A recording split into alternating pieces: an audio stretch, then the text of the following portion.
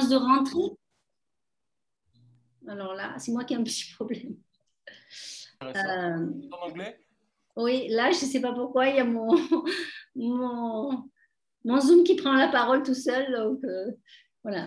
Donc, bonjour et bienvenue à tous pour cette première conférence de rentrée qui, comme pour celle de novembre et décembre prochain, va donner la parole à des architectes. Donc, cerise sur le gâteau aujourd'hui, si je peux m'exprimer ainsi, puisque nous sommes dans le cadre du mois de l'architecture. 2 architectes nous ont fait l'honneur d'être présents. L'architecture est une expression de la culture, donc dit la loi du 3 janvier 1977 qui a créé les CAUE, et à côté du conseil aux communes et du conseil aux particuliers, la loi nous a confié une mission de sensibilisation, de sensibilisation du public, de tous les publics, dans laquelle s'inscrit cette soirée. Donc, situé à Nîmes, dans le quartier du Mas de Teste, qui surplombe le Mas de Meung, à l'ouest de la ville et non loin du quartier de Courbessac, les 2 projets architecturaux dont il va être question ce soir ont une fonction éducative et sont impressionnants par leur volumétrie et du point de vue précisément du site dans lequel ils s'inscrivent, contribuant tous 2 à la valorisation donc, de cette partie de la ville. C'est un chantier, une école de 7 classes dans une commune très rurale de 2000 habitants. Je pense que ça peut intéresser les élus dans la région toulousaine, Sainte-Foy de Pérolière. Une école à Nissan-les-Ancerunes, près de Béziers. Une école à Bayargues également. Et une école à Montpellier dans un autre cadre, celui du Neuzac. Là aussi, la liste n'est pas exhaustive. Les architectes pourront préciser tout cela. Donc, ces références pour montrer que certes, les 2 projets présentés aujourd'hui sont situés dans une ville moyenne qui dispose d'une ingénierie, qui dispose de services techniques et de moyens que n'ont pas des communes représentées ce soir, mais qu'il n'y a pas de petits projets et que la différence d'échelle n'affecte en rien l'exigence qualitative. Donc, je laisse la parole aux intervenants que notre CAUE remercie chaleureusement et contactés au tout début de l'été, ils ont spontanément accepté d'intervenir sans aucune contrepartie, ce qui mérite d'être souligné. Donc, chacun va présenter durant une petite demi-heure. N'hésitez pas à poser des questions si vous le souhaitez. Nous faisons en sorte que ces conférences mêlent des publics divers. L'intérêt aussi que chacun puisse se connaître, apprendre les uns des autres, poser des questions que d'autres n'auraient pas osé, etc. Donc, comme toutes les autres conférences, celle-ci est enregistrée et vous pourrez la retrouver sur notre site. Les architectes nous ont également transmis leur diaporama et dont vous pourrez bénéficier également. Donc, bonne soirée et merci encore à M. Rabaudin qui va commencer et à M. Deveau pour leur présence et nous en dire plus sur ce qu'est l'architecture et aussi sur ce qu'est le métier d'architecte parce que voilà, c'est un métier qui impressionne, que l'on met parfois sur un piédestal. Donc, ça, cette conférence aussi pour en effectuer le rapprochement. Voilà. Bonne soirée à tous.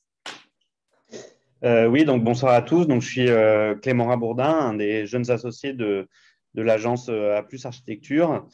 Donc, je crois qu'il y a Philippe Cervantes aussi qui est dans l'auditoire avec nous. Donc, l'idée d'abord, c'est de vous présenter un peu l'agence. Donc, effectivement, on est une grosse agence implantée en région. En fait, traditionnellement, on est issu, notre berceau, c'est la région Montpellier-Rennes. Et récemment, on a agrandi un peu notre territoire de travail avec une implantation à Toulouse, une implantation à Nîmes et une implantation à Paris. Donc, on est à peu près 90 collaborateurs répartis sur ces différentes implantations. Donc, comme l'expliquait Pascal, ces 90 collaborateurs ne sont pas tous des architectes, puisque en fait, on est convaincu que l'expérience de la maîtrise d'œuvre, c'est des profils différents et des compétences différentes, donc que ce soit de la conception architecturale avec les architectes ou du suivi de chantier avec des ingénieurs travaux ou de l'économie de la construction, ou encore en fait du conseil et de l'expertise en stratégie environnementale avec notre bureau d'études Celsius Environnement qui était mobilisé en fait sur le projet que je vais vous présenter aujourd'hui. Donc le projet en question, c'est le collège Ada Lovelace. Donc quelques éléments un peu factuels pour vous donner une idée de la taille du projet. Donc, c'est un collège de 400 élèves extensible à 600 avec un plateau sportif et aussi une cuisine pour la demi-pension sur place. On est voilà, en maîtrise d'ouvrage public avec le département du Gard. Et donc, on a un bâtiment qui est livré en septembre pour la rentrée de 2019 avec un démarrage des études en 2015. Donc, il y a quand même 4 ans d'études, enfin d'études et de travaux pour réaliser ce projet. Donc, juste pour vous relocaliser, en fait, bon, alors là, je suis sans doute un peu loin, mais en gros, on est dans les quartiers nord-est de Nîmes. Donc, plus particulièrement, on est voilà, dans cette zone du quartier de Mas-de-Mingue. Enfin, voilà, donc un quartier pas spécialement enfin, doté au démarrage du projet d'équipements un peu vétustes. Donc, notamment le collège Jules Vallès, qui en fait était implanté juste devant le terrain choisi, retenu pour construire le nouveau collège. Donc, en fait, tout part un peu de là, c'est-à-dire qu'on a ce collège Jules Vallès qui est vétuste et qui est compliqué à réhabiliter. Et donc, du coup, on va partir. Le département fait ce projet de construire un nouveau collège juste à côté, puisque ça reste un équipement de quartier structurant pour le quartier et qui va remplacer finalement ce collège Jules Vallès. Donc forcément, il y a toute une histoire, en fait, puisque il y a beaucoup de gens du quartier qui ont leurs enfants au collège Jules Vallès ou même qui ont été étudiants au collège Jules Vallès, élèves. Et donc, du coup, ça, c'est un peu pour vous montrer ce collège qui était quand même très vétuste, à la fois sur le plan énergétique et sur le plan aussi du confort en général, du confort d'usage. Donc, voilà une autre vue. Et donc, du coup, l'idée, c'était plutôt que de dépenser énormément d'énergie pour restructurer ce collège qui n'est pas évident. L'idée, c'était de mettre un pas dans le 21e siècle et dire, voilà, on va construire un équipement tout neuf avec le souci, en fait, les soucis d'aujourd'hui, donc d'intégrer la dimension environnementale, d'avoir un projet de construction plutôt exemplaire, avec une programmation qui était quand même assez tournée sur la question du numérique. Et donc, voilà, aussi d'amener aux collégiens un équipement qui permette d'expérimenter et de travailler cette question du numérique et du rapport à l'ordinateur. Et donc, du coup, le terrain qui est choisi, qui est juste derrière finalement le collège existant, au départ, c'est voilà, un terrain assez vierge, donc avec peu de végétation existante, en tout cas de végétation structurante.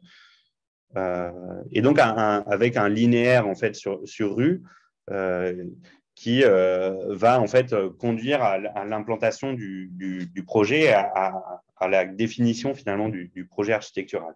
Donc ça, c'est une vue aérienne du projet qui permet en fait d'avoir une lecture assez simple de l'implantation du programme sur le terrain.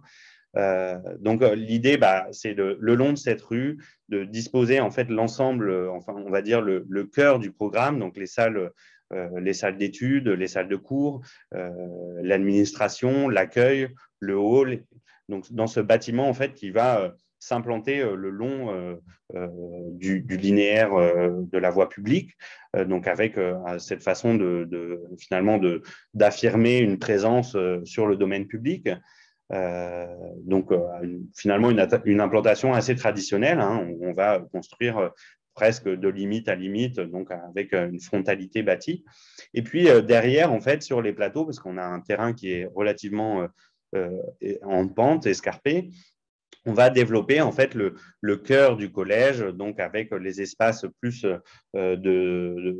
collectifs, avec le plateau sportif et en vis-à-vis la salle de restauration que vous voyez ici. Et puis tout derrière, un peu en retrait, c'est les quelques logements de fonction qui étaient associés au programme. Donc une implantation du programme, somme toute, assez classique, avec cette idée vraiment d'avoir un collège qui est comme un équipement public et qui finalement affirme sa présence sur le domaine public dès l'arrivée sur le site. Donc, voilà, ça, c'est juste en plan pour vous resituer un peu voilà, ce choix d'implantation, de dire, bah, voilà, on va avoir un bâtiment d'enseignement à l'alignement. Ensuite, en retrait, un plateau sportif en vis-à-vis de la restauration. Donc, avec entre eux ces deux éléments de programme, la cour d'école, plus la cour récréative, et puis à l'arrière, les logements. Voilà, ça c'était pour. Donc, en fait, on est sur une implantation assez voilà, simple, assez très lisible. L'idée aussi, c'était d'avoir un collège simple à comprendre, facile à se repérer quand on est élève, de savoir, bah voilà, là c'est le bâtiment d'enseignement, là c'est l'espace collectif, la cour, et puis qui s'adapte finalement à la topographie du terrain. Donc, vous voyez un peu sur ces coupes où on voit qu'on a quand même un terrain qui n'est pas complètement plat, contrairement à ce qu'on pourrait croire en regardant les vues aériennes. Donc, c'est une des caractéristiques aussi de ce quartier, c'est d'avoir finalement une topographie, comme dans beaucoup de quartiers de Nîmes, une topographie assez accidentée et du coup qui amène aussi un travail assez fin sur l'architecture, de savoir comment on va voilà, s'installer dans ces lignes de niveau, tout en rendant en fait l'ensemble des espaces accessibles à l'ensemble des usagers. Donc, au niveau de la répartition programmatique, donc ça, c'est un extrait du plan du rez-de-chaussée. Donc, je vais passer assez rapidement, hein. Mais l'idée, c'est d'avoir voilà, en bleu la partie administration qui fait finalement face au grand emmarchement qui est le parvis d'entrée, où on passe, en fait, c'est un parvis qui est organisé sous forme d'un porche. Et puis, à l'arrière, la cour de récréation. À l'étage, donc au niveau, en fait, c'est un étage, mais c'est au niveau, on va dire, 3 mètres au-dessus.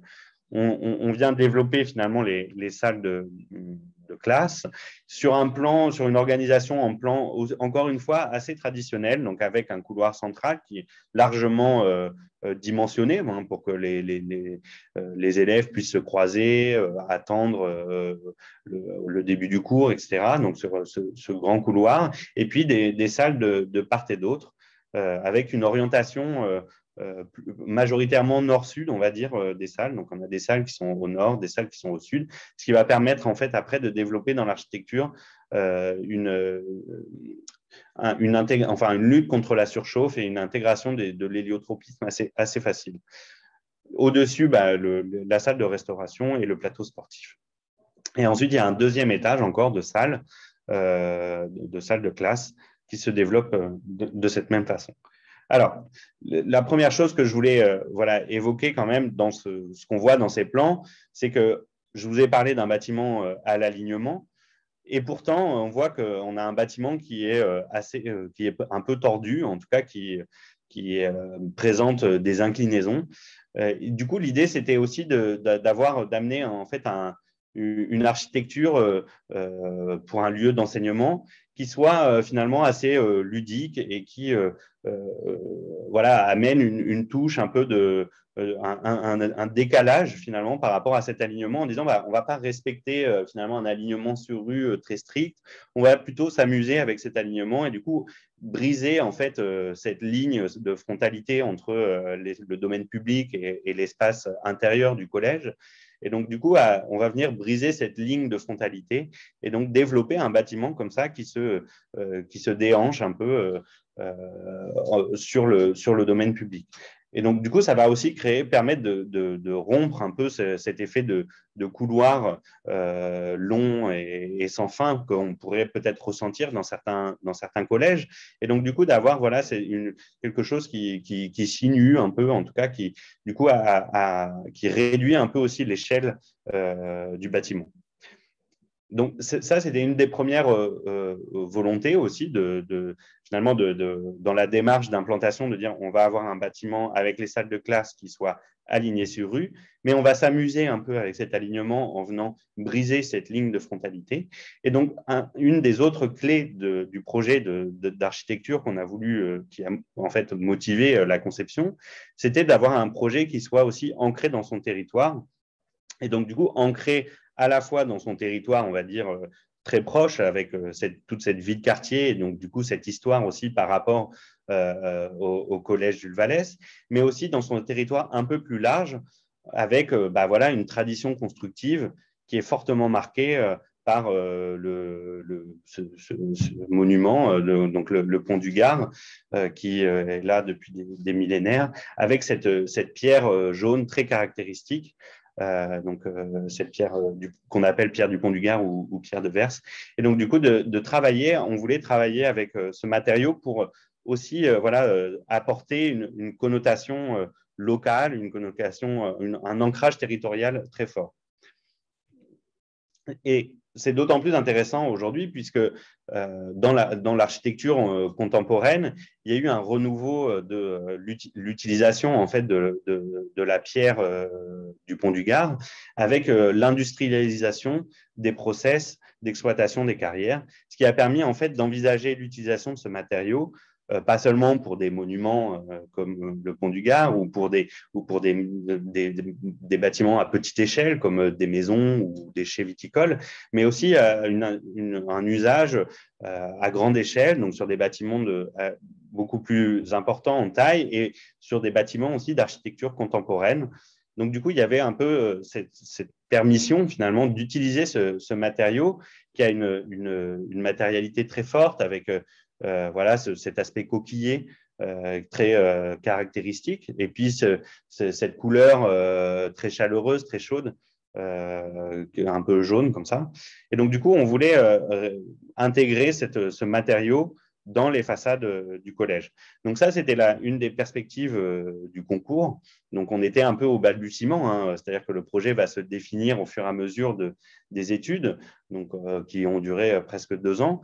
Donc on est sur cette idée, on retrouve voilà, affirmer l'entrée sous forme de porche, ce travail sur la ligne brisée à l'alignement, et puis un travail sur la partie haute, donc les salles de classe, où on devine cette idée de travailler sur un calpinage de pierre et des ouvertures très horizontales, tout simplement parce que comme on est sur la façade sud, l'idée c'était de limiter en fait les apports solaires dans les salles de classe et donc du coup d'opter plutôt pour des fenêtres assez horizontales avec des brise-soleil horizontaux qui permettent très efficacement de casser la lumière, enfin les apports solaires directs venant du soleil du sud.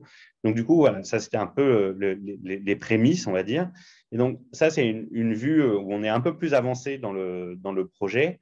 Et donc, on commence à sentir un peu plus, donc c'est une vue aérienne, hein, on commence à sentir un peu plus ce grain sur la matière, sur la pierre, où on a voilà, vraiment commencé à travailler le calpinage, à réfléchir comment on allait pouvoir donner un peu de relief aussi sur cette pierre. Et puis, comment on allait finalement apporter une écriture très contemporaine avec cette écriture en bandeaux horizontaux avec un matériau très traditionnel finalement. Puisque dans l'histoire constructive de la pierre, comme c'est un matériau très lourd, très dense, bah, traditionnellement, on construit plutôt avec des ouvertures assez étroites et plutôt verticales qui permettent de réaliser des linteaux en pierre.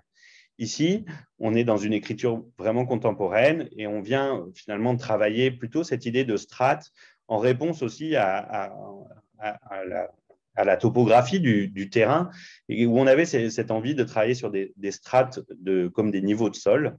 Et donc, du coup, d'avoir une écriture très horizontale aussi pour affirmer toujours cette idée de l'alignement et donc, du coup, affirmer aussi une présence bienveillante sur le domaine public. Et donc, du coup, on va travailler un peu au rebours de la tradition constructive en pierre en adoptant en fait des ouvertures très grandes, donc avec des linteaux très grands, et donc, du coup, en changeant un peu le dispositif constructif, et donc, du coup, en utilisant plutôt la pierre comme un parement de façade, tout simplement pour marier finalement cette tradition constructive de la pierre avec les connaissances et l'industrialisation plus contemporaine de la construction. Du coup, on a un système de parois avec un mur béton intérieur pour apporter de l'inertie, essayer de conserver la fraîcheur, une isolation extérieure et ce parement en pierre finalement, ça reste de la pierre massive, donc avec ce parement pierre. Et du coup, c'est ce qui va nous permettre finalement d'avoir cette écriture très horizontale. Donc, au passage, toujours, voilà, cette idée quand même d'avoir on essaie d'apporter des images qui donnent confiance, c'est-à-dire que c'est la réalité, hein, c'est entre la visualisation 3D en esquisse pendant les études et la réalisation, on est voilà, sur quelque chose d'assez proche. Et donc, du coup, on va avoir ce projet qui va finalement être réalisé. Donc là, c'est des photos de la réalisation avec voilà, ce grain de la pierre très fort où on a travaillé ce calpinage pour amener du relief. Ces bandeaux horizontaux de fenêtres assez étroites qui sont comme des creux dans ce bloc de pierre.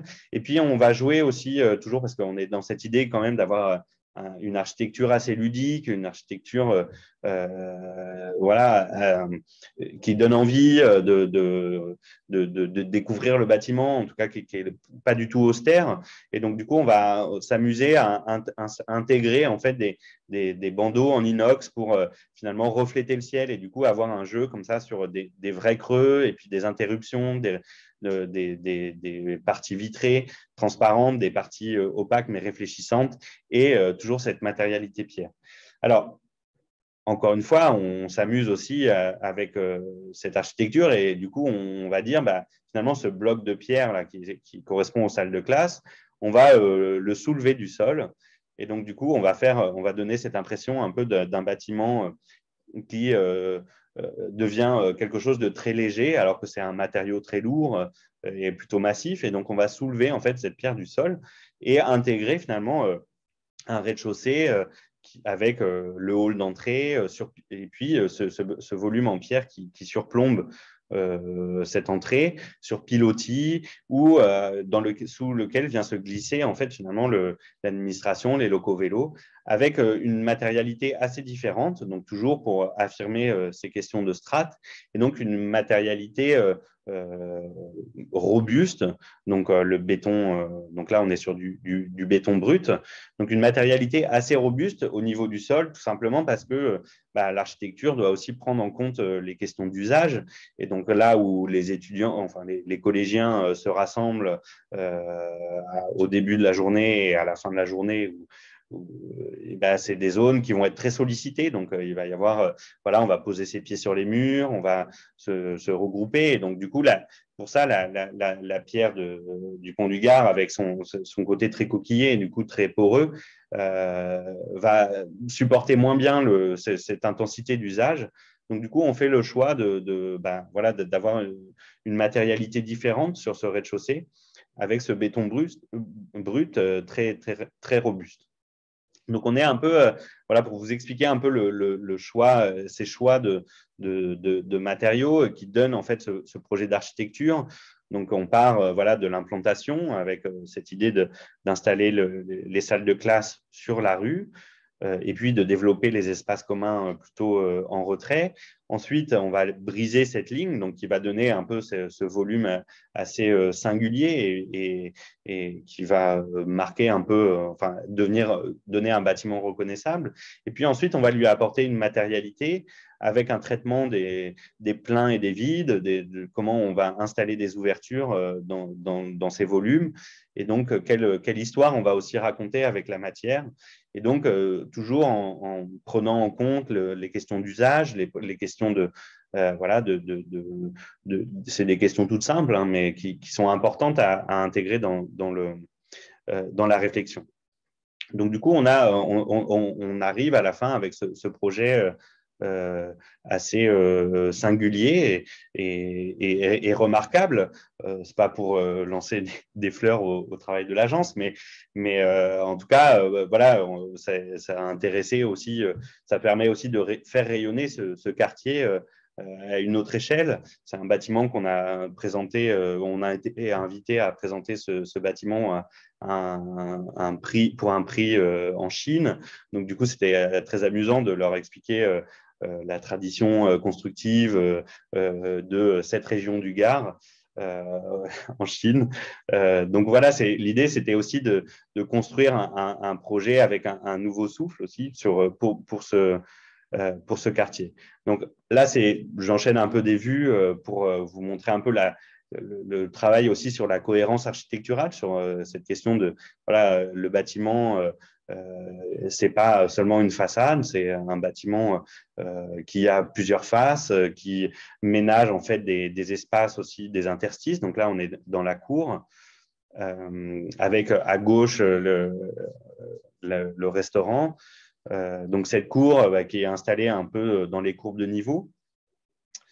Et puis à gauche, c'était amusant aussi, c'est une petite anecdote, mais on retrouve cette sculpture pareil en pierre qui, je ne sais pas si vous avez fait attention, mais c'était une sculpture qui était déjà là dans la cour du collège Jules Vallès. Donc c'est quelque chose qu'on a récupéré. Et il y a comme un dialogue intéressant entre cette sculpture et puis la matérialité, la peau des salles de classe. Donc ça, c'est des vues plus près pour montrer voilà, ce travail de calpinage où l'idée, c'était de donner aussi une sensation d'épaisseur sur cette pierre, même si elle est posée en parement. Donc du coup, de travailler sur le relief. Et puis, ces bandeaux inox qui, finalement, noient un peu, on va dire, l'échelle du bâtiment en donnant l'impression qu'on n'arrive pas trop à savoir combien il y a de niveaux dans ce bâtiment. Et donc, du coup, c'était cette idée aussi de ramener à une échelle humaine, une échelle voilà, un peu comme un jeu sur les percements en façade. Donc ça, c'est la cour. Donc c'est la façade nord. Donc cette façade, elle n'a pas de brise-soleil en fait au niveau des ouvertures. Bon, après, voilà, le plateau sportif. Donc on est sur quelque chose de plus commun. Hein, c'est-à-dire que c'est aussi un projet, ça reste un projet voilà, de quartier. On n'est pas dans un projet à rayonnement international, même si au final, il l'a eu quand même. Donc ça, c'est sur les espaces intérieurs où on avait aussi ce souci de travailler avec des matériaux naturels. Donc naturel, que ce soit la pierre qui est géosourcée, donc c'est-à-dire qu'on sort du sol, ou le bois ici en intérieur sur les faux plafonds, ou même au sol, en fait, c'est du linoléum, donc c'est un sol souple, donc là c'est du carrelage en l'occurrence, mais il y a certains dans la salle de restauration, par exemple, c'est du linoléum, donc un revêtement de sol naturel. Et puis des espaces voilà, assez généreux, avec des espaces où la lumière rentre à travers ces bandeaux. Alors, l'idée, c'est quand même de maîtriser la lumière qui rentre. Donc, on est voilà, plutôt sur des raies de lumière que sur quelque chose une entrée massive de lumière. Voilà, et donc des espaces comme ça où on retrouve beaucoup de bois et beaucoup de matériaux naturels à l'intérieur, donc avec aussi le béton brut dans les salles de classe en parement intérieur. Donc là, c'est le grand escalier en fait dans le hall d'entrée. Donc là, vous le voyez aussi. Donc cette idée aussi on rentre, on a cet escalier un peu monumental qu'on veut vont emprunter tous les élèves, enfin d'avoir voilà quelque chose qui favorise aussi, qui donne une identité de lieu et du coup comme un projet collectif. Où il y a une question du vivre ensemble qui est qui se joue un peu dans ces espaces communs. Donc voilà, là c'est une photo du couloir de la salle de classe où voilà, on retrouve un peu cette idée de la ligne brisée et finalement d'une organisation, encore une fois, sans prétention, assez simple, efficace, avec un couloir et des salles de chaque côté, mais avec cette ligne brisée soulignée avec ce travail du faux plafond, avec la lumière, venir un peu voilà, créer des ambiances un peu différentes et un cheminement qui soit pas uniquement rectiligne, alors même s'il y a certains endroits, enfin, encore une fois, c'est de donner des ambiances différentes, c'est pour ça que je vous montre un peu toutes ces photos. Donc ça, c'est les salles de classe. Donc où on voit en fait comment à l'intérieur ces bandeaux de fenêtres font rentrer la lumière, le parement du béton brut aussi qu'on a conservé à l'intérieur des salles. Donc, et puis ces menuiseries bois, donc ça donne en fait ça donne une ambiance finalement assez chaleureuse. Et puis, surtout, ça vieillit assez bien, c'est-à-dire que le béton brut, il reste très propre. Les menuiseries bois, ça ramène un peu de chaleur, un peu de douceur. Donc, on est sur voilà, des menuiseries qui sont assez horizontales, avec des ouvrants à souffler pour la ventilation. Voilà, là c'est une autre salle où, bon, là, c'est un cas particulier, c'est une salle de TP, donc il y a pour l'art plastique, et donc il y a une terrasse extérieure qui prolonge en fait cet espace. Voilà un peu les ambiances. La signalétique aussi, c'est quelque chose d'important où on a voulu voilà, retrouver un esprit, une signalétique en bois, un esprit naturel avec ce travail du matériau brut. Voilà, des salles plus polyvalentes. Donc ça, c'est le CDI avant qu'il soit aménagé. Ça, c'est le CDI après qu'il soit aménagé. Donc voilà, vraiment l'idée, c'était là on retrouve encore des matériaux bruts en plafond. Là, c'est le self, donc avec aussi un travail sur des meubles qui intègrent du bois. On était aussi dans cette stratégie de dire finalement, on est dans un bâtiment où on avait des objectifs environnementaux qui étaient assez forts. Je reviendrai dessus juste à la fin.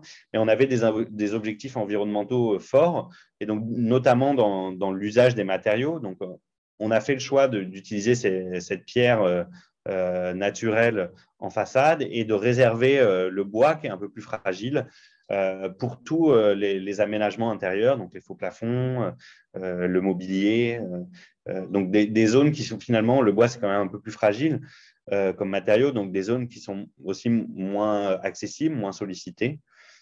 Voilà, donc du coup pour synthétiser un peu cette question en fait de la stratégie environnementale, donc on était donc, bon, alors les stratégies environnementales, c'est toujours des fois un peu déroutant parce qu'il y a beaucoup de labels différents. Donc là, on était dans une démarche bâtiment durable Occitanie. Donc, c'est une démarche locale, assez participative, on va dire collective.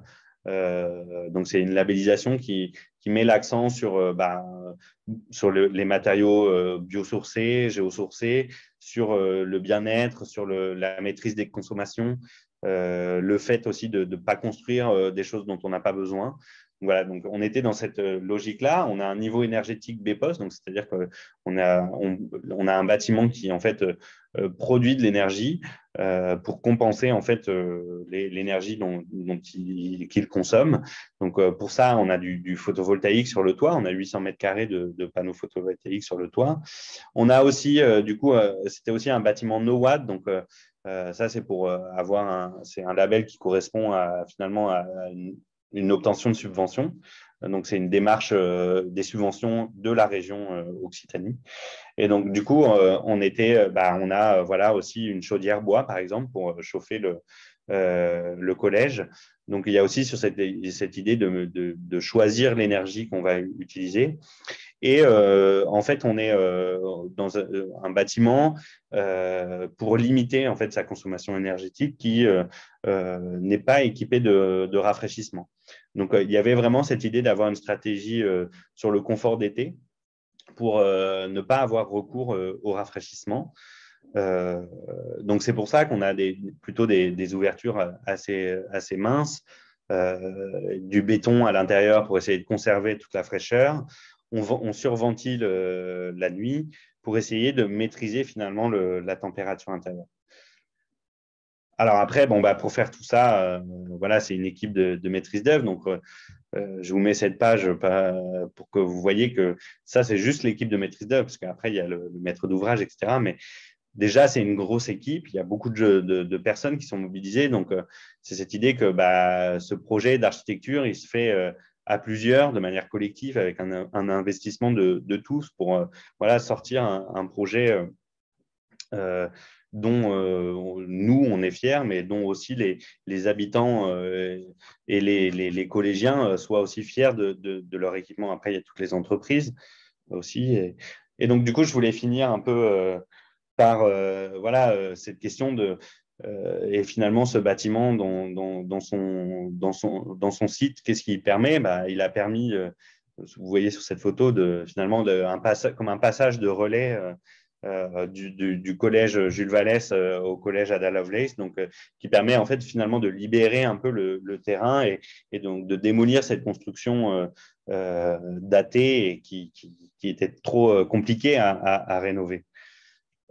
Et puis après la grande victoire, c'est voilà comment les collégiens adoptent ce collège le vivent et finalement ça a remplacé assez naturellement le collège Jules Vallès. Je pense que ça l'a même supplanté puisque en fait on voit dans le cadre de l'accompagnement bâtiment durable, en fait, on suit l'exploitation du bâtiment pendant les 2 premières années.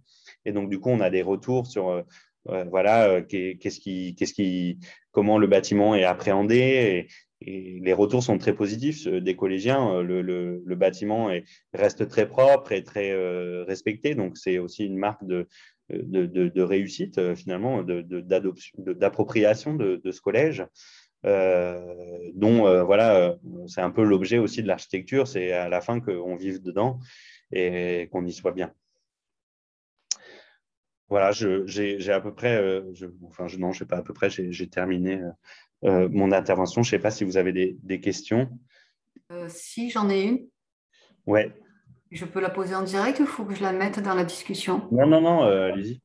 Bonjour, Monsieur Rabourdin. Moi, j'avais une question, c'était par rapport à vos brises de soleil qui étaient saillants sur une des perspectives que vous nous avez montrées. Et finalement, vous êtes revenu à des brises soleil, si je comprends bien, amovibles. Oui, en fait, effectivement, au tout départ, on avait cette idée d'avoir des brises soleil fixes. Donc saillant, ça c'était sur les premières esquisses. Et en fait, après, pour des raisons d'efficacité, comme on a finalement des ouvertures assez étroites, donc du coup, on a une quantité de lumière assez faible qui rentre dans les salles. En fait, il y avait cette idée tout simplement de suivre la saisonnalité et de dire, en fait, c'est préférable d'avoir des brise-soleil qui puissent se relever l'hiver pour avoir un maximum de luminosité dans ces saisons où on ne craint pas tellement les apports calorifiques du soleil. Et par contre, en été, de pouvoir descendre en fait les stores pour limiter un peu la luminosité et aussi l'éblouissement et aussi les quantités de chaleur. Donc en fait, voilà, il y a effectivement dans l'évolution du projet, il y a des choix qui, des fois, on revient un peu sur des prises de décision, aussi en discutant avec le maître d'ouvrage, en discutant avec les habitants aussi, puisque c'est un projet qui a été présenté bien avant le début du chantier pour expliquer qu'est-ce qu'on allait faire, à quoi ça allait ressembler, comment on allait vivre ce bâtiment pour déjà préparer en fait son appropriation et son installation dans le terrain. Alors, si je peux me permettre, bonjour à tous, je suis Philippe Cervantes, un des associés de Clément Rabourdin. Juste vous donner quelques éléments complémentaires. Alors, je ne pouvais pas être intégralement à la présentation, c'est pour ça que j'interviens seulement maintenant. Donc oui, en effet, il y a eu une évolution sur les brises-soleil, mais qui est liée aussi à leur efficacité, c'est-à-dire que on a des courses solaires, on n'a pas d'orientation plein nord, plein sud sur ce bâtiment, on est un petit peu désorienté par rapport au soleil. Et donc, les brises-soleil fixes sont quand même pas toujours très efficaces, on le sait bien. Donc, ces brises-soleil amovibles permettaient à la fois de gérer parfaitement la luminosité, et dans les salles de course, ça peut être important quand on veut faire de la projection. Et puis de garantir justement une protection solaire parfaite. Voilà, ça c'est un des points importants. Sur les 2-3 petites choses que je voulais compléter, c'est qu'en fait le collège initial était sur une zone inondable, donc il était voué à disparaître, puisqu'il ne pouvait pas perdurer cette zone inondable, c'était bien trop dangereux. Ça c'était un point très important. Et puis, dernier petit point aussi à propos de la réussite de ce collège, c'est qu'il est à la fois frontière entre une zone, une ZUP, comme on les appelait avant. Donc c'est un quartier difficile, Mas-de-Mingue. Et puis au nord, tout au contraire, il y a des très belles villas. C'est un quartier qui est plutôt privilégié. Et la carte scolaire a réussi, enfin ce collège a réussi une parfaite mixité et il y a eu une repopulation du collège par les quartiers plus favorisés du fait de la qualité du collège, de la qualité de la motivation aussi des enseignants à intégrer un nouveau collège. Et donc cette réussite, elle est vraiment très sensible et en particulier le principal considère que la réussite, au-delà des ambitions environnementales, elle est aussi par la repopulation et la mixité sociale qui a pu s'installer dans cet établissement. Voilà, c'était juste deux, trois petites précisions que je voulais faire. Merci à tous. Merci beaucoup, Monsieur Rabourdin. Merci, Monsieur Cervantes. On va maintenant passer. On pourra poser d'autres questions aussi si vous en avez sur cette présentation à la fin, mais au cas où les personnes seraient prises par le temps, on va donner la parole à Monsieur Deveau, donc à l'agence MDR pour le pôle éducatif Jean d'Ormesson. Et on aura eu l'ensemble des présentations, ainsi on pourra discuter après. Bien, bonsoir à toutes et à tous. Donc, je suis Frédéric Deveau, architecte associé au sein de l'agence MDR. Nous sommes une agence montpelliéraine du taille beaucoup plus modeste qu'à plus. On est une douzaine de personnes avec une implantation qui est seulement montpelliéraine. Et on travaille sur l'arc méditerranéen et la région Occitanie. Donc, on travaille entre Toulouse, on va dire, et Nice à peu près. Ce projet du Mas de Mingues est un projet pour nous qui a été extrêmement important pour l'agence.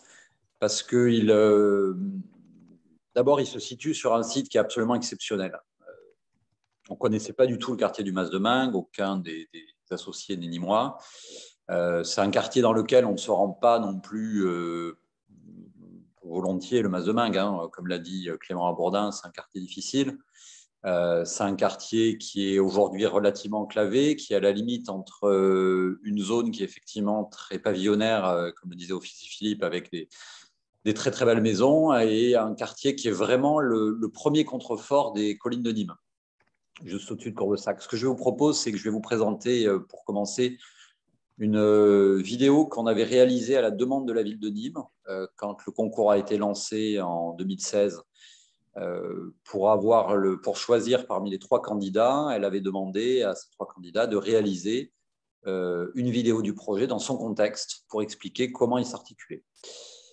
Donc, on voit ici sur le démarrage de cette vidéo l'écusson de Nîmes avec les arènes.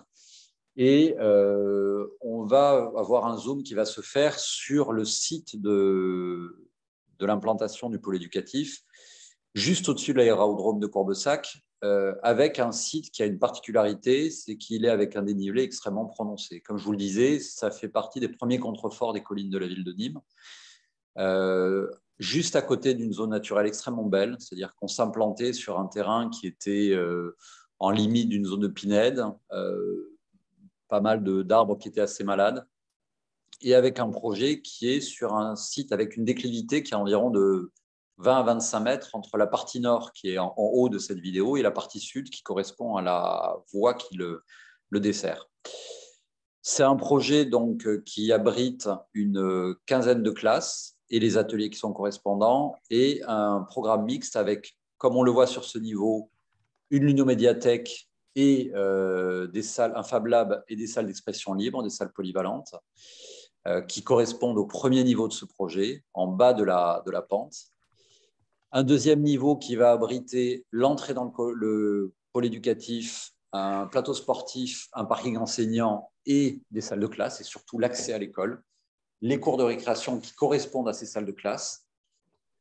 Et puis un dernier niveau qui va abriter les 11 salles de classe qui restent pour former le programme et son administration. Comme je vous le disais, donc, ce projet qui se retrouve avec une déclivité qui est extrêmement importante, une école, c'est un projet qui répond à des enchaînements de volumes qui sont relativement simples, hein, des grands volumes de classe qui font environ 60 mètres carrés, des ateliers qui font environ une trentaine de mètres carrés, et des espaces extérieurs qui sont des cours de récréation qui font environ 1000 à 1200 mètres carrés pour chacune. Donc la question qui s'est posée préalablement dans le projet, ça a été comment arriver à assembler tous ces éléments-là sur un site qui était extrêmement en pente. Avec une autre donnée qui est extrêmement importante pour nous, lors de la première visite qu'on a faite et qu'on aperçoit là sur cette vidéo, qui est un site sur lequel on a une vue absolument extraordinaire sur la plaine de Nîmes et qu'on souhaitait avant tout restituer aux élèves. Aujourd'hui, les élèves qui sont dans le pôle éducatif, avant étaient dans une école qui était une école à structure métallique, ancienne, qui était vouée à disparaître, qui était enclavée dans le pôle éducatif, dans la cité du Mas-Domingue. Donc la question, c'était comment arriver à leur donner quelque chose qui était radicalement différent. Donc voilà quelle est l'image qu'on avait imaginée sur ce projet.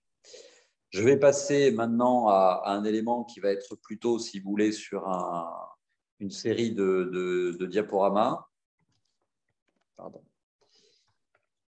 et de photos. Voilà. Donc, excusez-moi, je reviens tout au début. Donc, voilà, ça, c'était l'image du concours. Donc, cette image de concours, elle montre comment le projet s'organise sur un terrain qui est, comme je vous le disais, avec une très forte déclivité, mais qui bénéficie aussi d'un élément qui est extrêmement important. C'est une visibilité extrêmement lointaine. C'est que ce site, aujourd'hui, quand vous prenez l'autoroute et avant la sortie Marguerite, quand vous passez sur l'autoroute et sur le franchissement de la voie ferrée, ce site est extrêmement visible. Donc, la question par rapport à cet élément-là était aussi comment insérer un projet qui est un équipement qui représente environ 4000 m² de surface sur un site comme celui-ci, comment lui assurer un rôle de signal, puisque là encore, c'est un programme mixte qui abrite à la fois une école et une ludomédiathèque. Comment avoir une image d'équipement public sur cet élément-là et comment, malgré tout, offrir aux enfants qui vont pratiquer cet espace une image rassurante avec un équipement qui, du fait de sa topographie, va être pratiquement une succession de rez-de-chaussée successifs. Donc, être un bâtiment qui, quand on est au pied et en partie basse du terrain, devient assez important. L'élément aussi qui était fondamental sur ce projet, pour nous, c'était d'arriver à révéler un petit peu, c'est assez amusant parce que finalement, on a des traductions relativement différentes avec ce très beau projet de l'agence A+, mais on a aussi des ressentis qui sont assez communs sur certaines choses. C'est-à-dire que l'idée du projet, c'était aussi d'arriver à révéler une strate, une succession de strates, et d'arriver à identifier presque un mouvement tectonique sur ce bâtiment, et que finalement, on vient se glisser à l'intérieur de ces strates, donc avec une lecture qui était totalement opposée à une écriture domestique, où on n'a pas de percements, de fenêtres qui sont visibles, mais on est plutôt dans des éléments dans lesquels on se glisse, des successions de plans verticaux et de plans qui se déforment légèrement. Le projet aussi répond à un élément qui est extrêmement important pour la ville de Nîmes, c'est qu'il a été initié dans le cadre du démantèlement des écoles à structure métallique. C'est la recherche aussi de nouvelles stratégies de réussite éducative. Donc, 2 sociologues sont intervenus dans l'étude du quartier de Mas-Domingue de façon préalable. Et surtout, un élément qui a été fondamental dans ce projet, c'est la mise en place d'un travail collaboratif entre tous les acteurs de la construction. À la fois l'acteur les acteurs qui étaient la direction des services techniques de la ville de Nîmes, de la maintenance, de l'énergie, de l'éducation.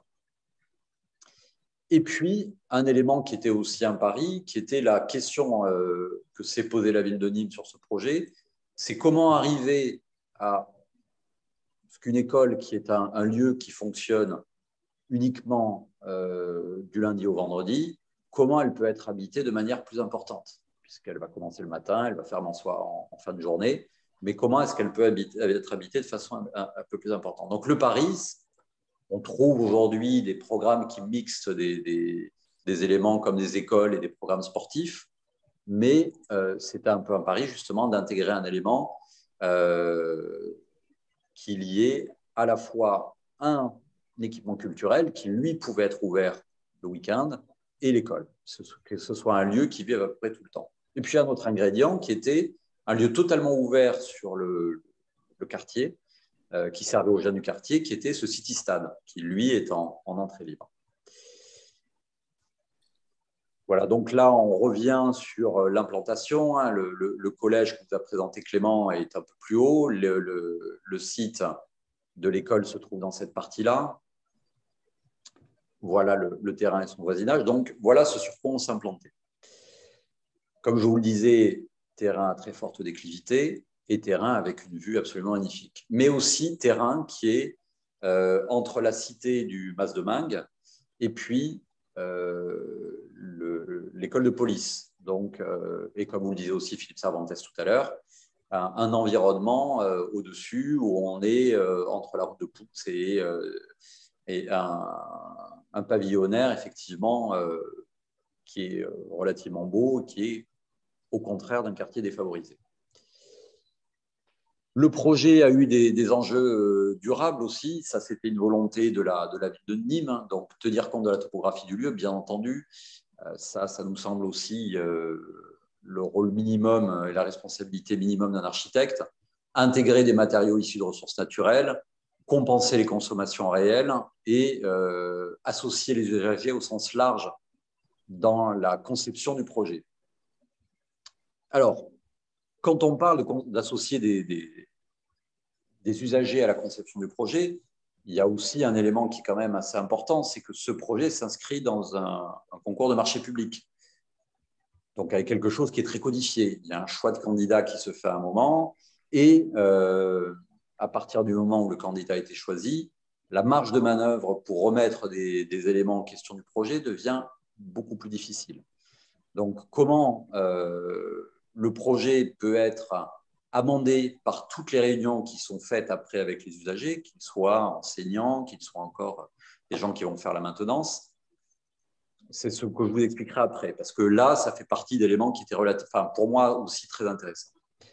Si je vous fais un rappel assez rapide de la fiche d'identité du projet, donc c'est un projet qui comprend 15 classes modulables. Pourquoi modulable? C'est que chaque classe est associée à un atelier qui fait à peu près la moitié de la surface de la classe, qui est commun à 2 classes. Et la ville de Nîmes nous avait demandé, dans ces éléments-là, d'avoir une possibilité d'ouverture de chaque classe sur chacun des ateliers pour que ces différents espaces, c'est-à-dire on a 2 classes de 60 mètres carrés, entre chacune d'elles un atelier de 30 mètres carrés, puissent être mutualisés pour qu'on ait 60 qui fonctionnent avec 30 ou chacune des classes qui fonctionne avec cet atelier au milieu. Donc, on passe d'un espace de 60 à 90 à 150 mètres carrés. La réponse qui était à apporter par rapport à cet élément-là était des systèmes de cloisons mobiles qui permettaient d'ouvrir très largement ces éléments, cette classe. On a aussi un espace de restauration qui est un élément très commun à ce genre de programme, une ludomédiathèque, comme je vous le disais, un city-stade, et on avait aussi un élément qui était assez important qui était la nécessité de 2 cours de récréation. Il y avait une possibilité que le projet qui abrite aujourd'hui essentiellement des enfants d'école élémentaire puisse abriter des enfants d'école maternelle. Donc, on arrive à distinguer les 2 éléments. Il abrite un parking couvert de 20 places. Alors, pourquoi couvert? C'est que la topographie nous a conduit à le glisser sous le bâtiment. Une surface SDP totale de plan, donc surface de plancher qui représente environ 3400 mètres carrés, 2000 mètres carrés d'espace extérieur pour les cours et un coût de travaux de 8 650 000 €. Là aussi, on est dans le même contexte que pour le collège Adela Lovelace, c'est-à-dire une maîtrise d'ouvrage qui était organisée autour d'une chargée de projet qui nous a accompagnés tout le long, Christelle Baudieu, un AMO qui s'occupait de toute la partie environnementale et de la partie concertation qui était Adré Wigwam, et une maîtrise d'œuvre assez étoffée puisqu'on avait bien entendu bureau d'études structure, fluide, économie, VRD, etc. C'est un projet qui a fait l'objet d'une labellisation bâtiment durable Occitanie Argent, une durée des travaux de 18 mois et puis un nombre d'entreprises relativement important puisqu'on était une dévolution de la construction en corps d'état séparés. Donc ce projet, sa particularité aussi, c'est que, comme je vous le disais, la topographie nous a amené à avoir une réflexion, je pense, qui est assez commune à ces écoles où, surtout pour les 4 premières classes qui correspondaient au 2e niveau qu'on aperçoit ici, c'est dès qu'il y a des enfants qui sont dans une possibilité d'école maternelle, c'est ce qui était suggéré au niveau du programme, il faut que ces classes puissent avoir une continuité et une sortie directement sur une cour d'école. Donc, on voit là sur cette axonométrie du projet qu'on a un premier niveau qui abrite la ludomédiathèque et qu'on se sert de la toiture de cette ludomédiathèque pour réaliser la première cour de récréation. C'est-à-dire qu'on a, comme je vous le disais, un projet qui se développe sur cette pente dans un système de restanques et que les deux premiers niveaux qui vont abriter, donc le premier, la ludomédiathèque, a sa cour de récréation qui est la toiture de cet espace-là. Le deuxième niveau qui abrite ces 4 classes a une toiture qui devient la cour de récréation du dernier niveau. Donc, finalement, toutes les toitures du bâtiment sont utilisées. L'administration est un volume qui, lui, est plus fermé dans une évocation qui était plus celle des écorces de pin, une couleur marron qui est un acier laqué sur cette partie-là. Et on a souhaité, après, sur la matérialité du projet, avoir un élément qui était plutôt lié à une solidité, une robustesse, mais qui rappelait aussi la pierre. C'est-à-dire qu'on n'était pas dans une évocation de la pierre du Pont du Gard sur cet élément-là, pas une pierre jaune, mais plutôt une pierre calcaire entre gris et blanc. Donc le béton aussi s'est imposé à nous dans le choix de cette réponse. Il s'imposait aussi à nous parce que c'était un élément qui était aussi très pérenne. Et puis, il fallait s'ancrer dans ce site. C'est-à-dire qu'une ossature légère aurait été beaucoup plus compliquée à réaliser.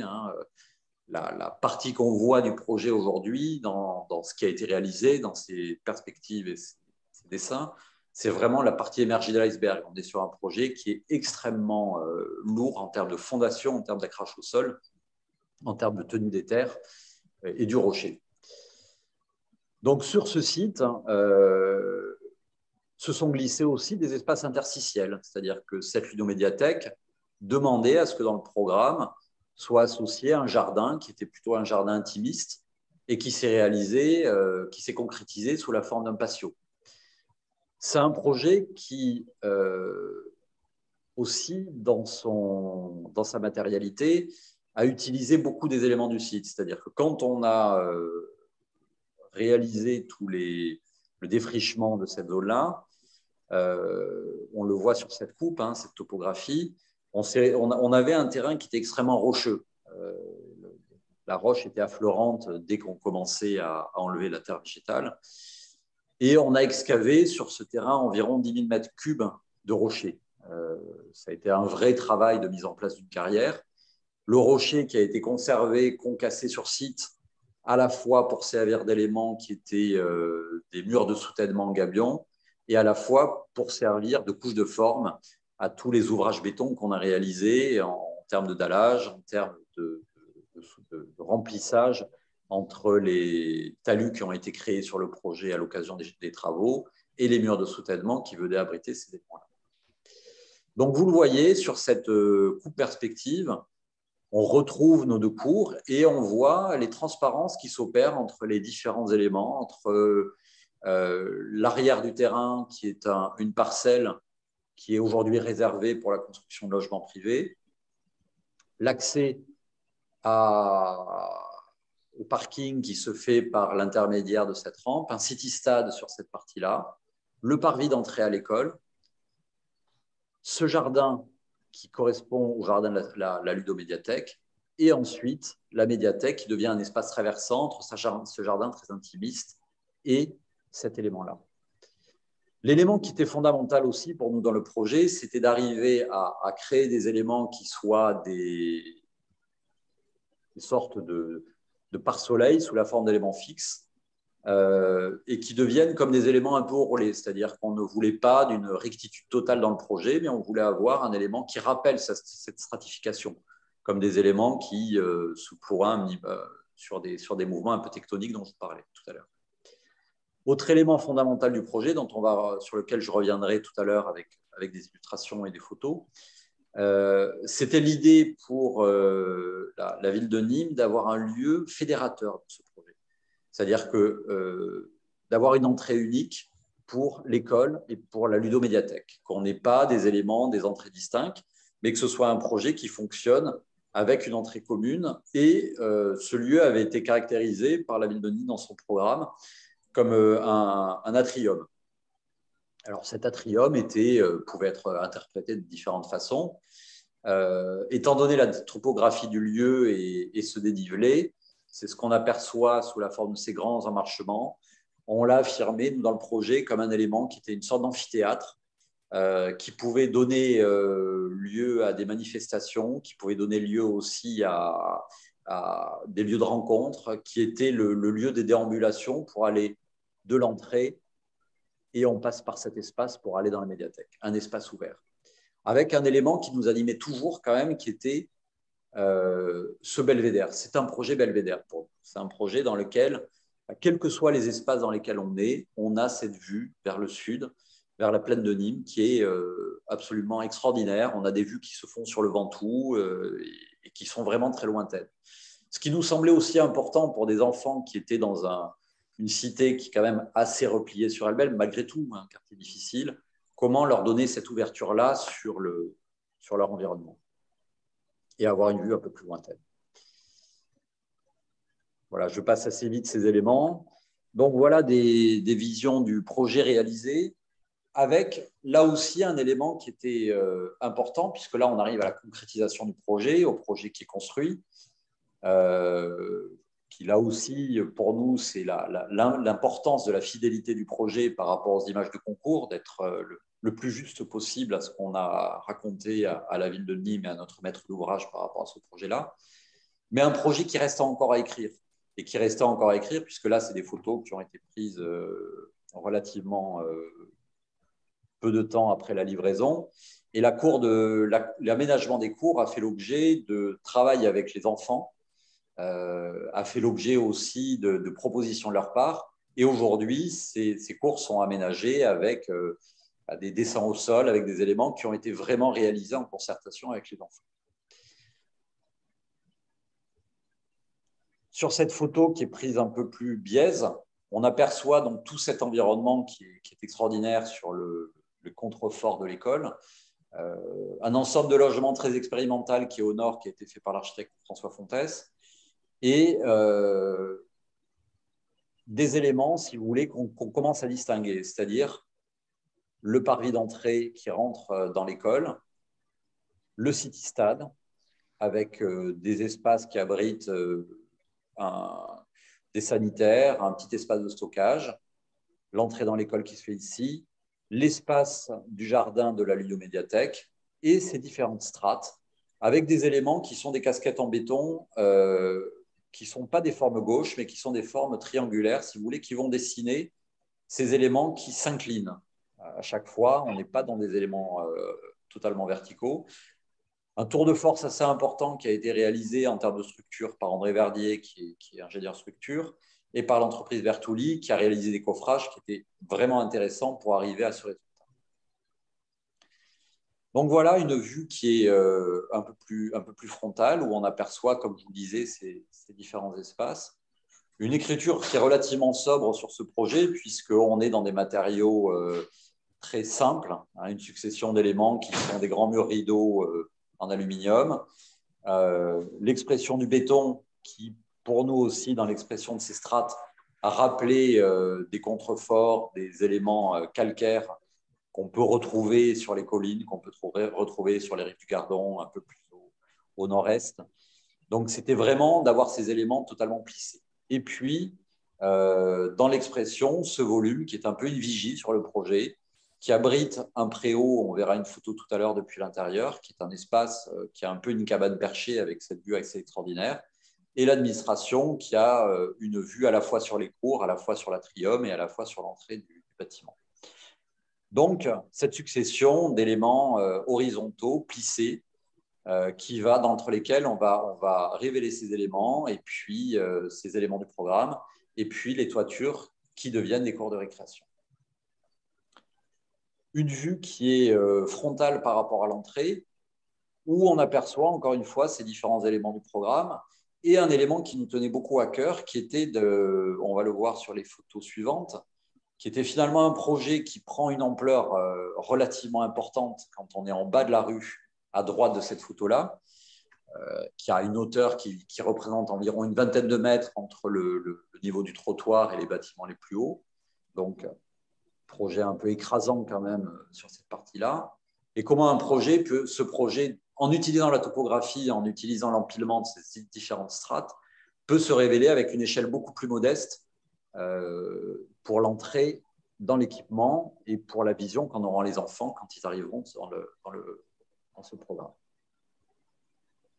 Voilà, donc ça, c'est une vue basse, comme je vous le disais, où on voit ces éléments de casquette en béton qui se plissent, qui se déforment, ces différentes strates qui s'articulent, et puis cette vigie. Voilà, là, on a une vision qui est quand même assez marquante de l'équipement, assez impressionnante, avec le terrain aussi qu'on a voulu laisser le plus indemne possible, hein, qui commence à se révégétaliser doucement, puisqu'on est vraiment sur du rocher pur. Là, on n'a pas de terre végétale.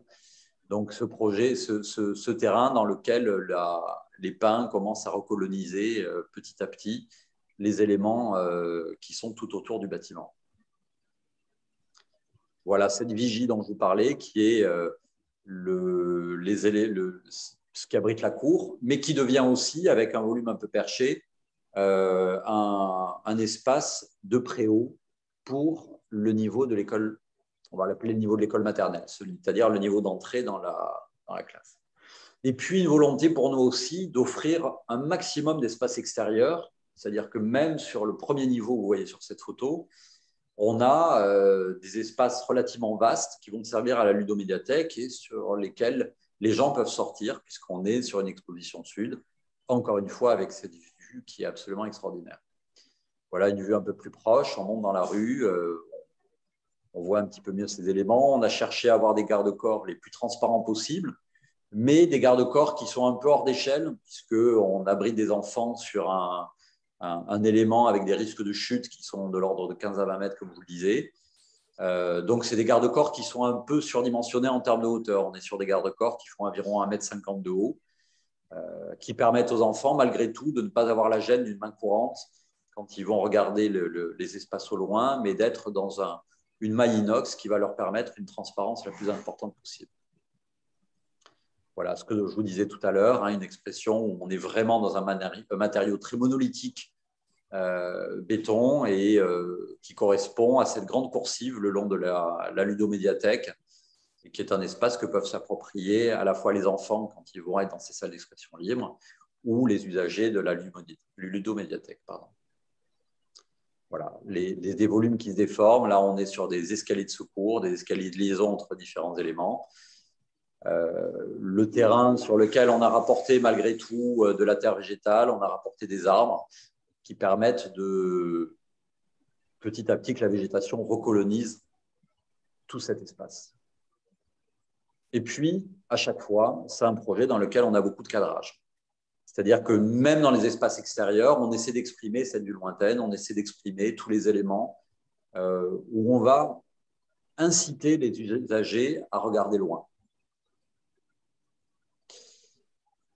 Voilà, ça c'est la photo qui résume le mieux pour moi la sensation qu'on a quand on arrive sur le projet. C'est-à-dire qu'on a une rupture d'échelle totale. On est passé d'une échelle extrêmement imposante sur le bâtiment quand on était à son pied, et on arrive à une expression beaucoup plus horizontale, beaucoup plus douce sur cette partie-là, qui est le parvis d'accès au bâtiment, où là, l'échelle de 20 mètres se transforme en une échelle de 6 mètres. Le City-Stade est le premier accueil qu'on peut avoir sur cet élément-là. Et on voit à droite des arbres émerger du jardin de la ludomédiathèque qui est en bas. Ce jardin d'agrément qui se révèle comme un cloître qu'on voit sur cet élément-là et dans lequel on a tout un matériau de mur de soutènement qui est réalisé avec les roches qu'on a récupérées du site, tout ce qui est issu de ces terrassements, et sur lequel la végétation, là aussi, vient coloniser petit à petit les éléments. Un grand mur rideau à droite qui abrite avec une transparence très importante la ludomédiathèque, on le verra tout à l'heure sur des vues intérieures. Et puis un projet qui, malgré tout, malgré sa complexité spatiale, parce que c'est vrai qu'encore une fois, l'imbrication, la superposition de ces éléments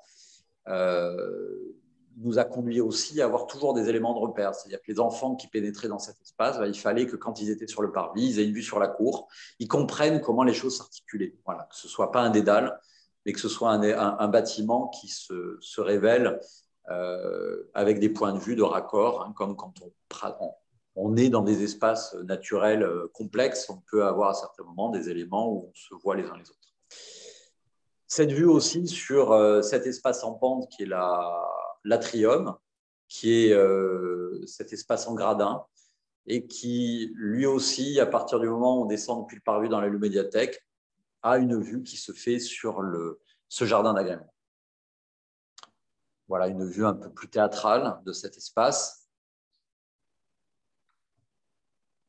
Une vue un peu plus récente, hein, où on a vraiment la végétation qui commence à prendre ses droits,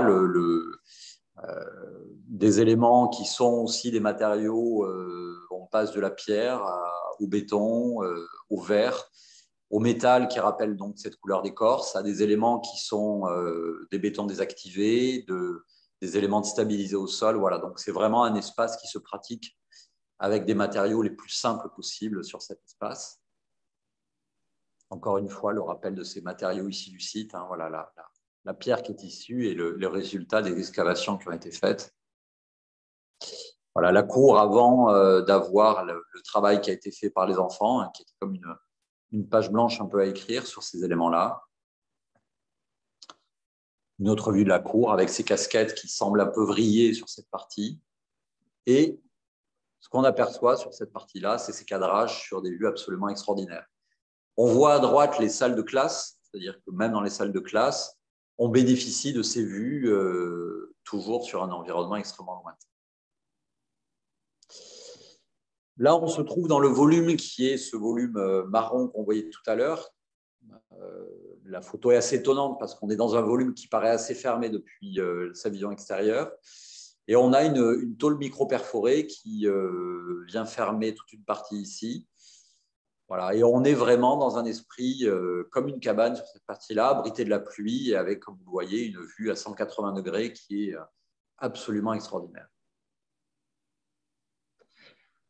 Voilà, d'autres vues où on a des éléments, des vues transversales et puis toujours la nature qui est toujours très présente tout autour de nous. Là encore, des vues avant l'aménagement des cours.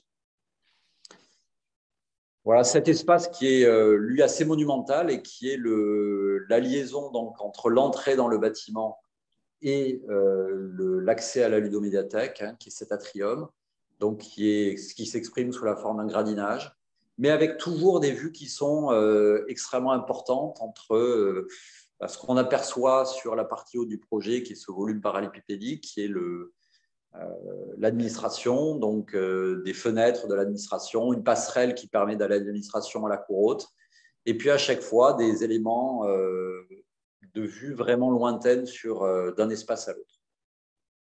Autre élément qu'on aperçoit dans ce bâtiment, et ça c'est un élément qui nous semble important aussi dans la conception de ces projets, comme vous le disiez tout à l'heure, on réalise quelques projets de groupe scolaire, et c'est vrai que ce sont des projets dans lesquels ce qui nous semble assez important, c'est une grande sobriété de matériaux, puisque ce sont des projets dans lesquels les murs deviennent les supports des dessins des enfants, deviennent le support de beaucoup de choses. Et il nous semble que l'architecture doit s'effacer par rapport à ça en termes de couleurs, de matériaux. Donc, on retrouve des éléments qui sont extrêmement simples, hein, l'habillage du volume qu'on a à l'extérieur, qu'on retrouve à l'intérieur, des éléments de menuiserie en bois, le béton qui est un élément qui est prépondérant dans le projet, aussi bien pour les sols que pour les murs, que pour les plafonds, puisqu'on en a laissé beaucoup brut. Et puis des éléments de bois, c'était aussi un élément fondamental du projet. On va voir un peu plus loin. Donc des menuiseries qui sont des éléments de menuiserie mixte, aluminium et bois. Les menuiseries intérieures du projet qui sont laissées brutes en bois dans ces éléments-là. On a une vision là sur le jardin de la ludomédiathèque. Les visions transversales dont je vous parlais, hein, la ludomédiathèque est à droite de la photo, une vue sur la cour de récréation du deuxième niveau, et puis ce volume perché qui vient former le préau de l'espace qui est juste en dessous, avec, même depuis l'intérieur, les vues qui se font au lointain sur la plaine de Nîmes. Voilà, on retrouve encore une fois ces matériaux très sobres dans cette partie-là. Et puis un élément qui a été aussi important, puisque c'était un projet qui avait une labellisation de bâtiment durable Occitanie, donc un projet dans lequel on a une profusion de plafonds bois. On a beaucoup de plafonds bois, c'est-à-dire dans tous les espaces, que ce soit les espaces de la ludomédiathèque qu'on voit ici, ou que ce soit les espaces des classes qu'on va voir un peu plus loin. Voilà, donc une vision sur la ludomédiathèque.